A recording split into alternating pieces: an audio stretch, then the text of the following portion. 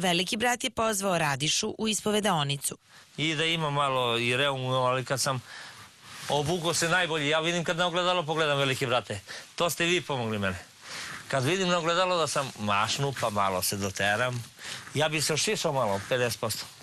Ali kad pogledam sam dobar, to se svi moji rodbina raduju. I tako da sam srećan nemoguće da se smeta. Shvatam da sam srećan najviše. I oni koji me mrze, ne mrzim ih.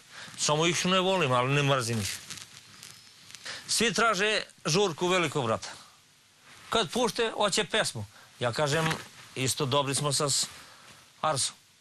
Kad budeš on kako kaže, G-Dead, kad pušta ta pesma. Ne možete slušati. Da. Dobro, ja ga seljački, nisam školovan. Ali hoću da bolje pročitam njegovi, zato sam rekao, čuli ste. Čekaj, Arso, ti si G-Dead. Međutim, ne može svako slušaš koju pesmu puštiš. Ti puštaš tvoju, onaj ne traži svoju.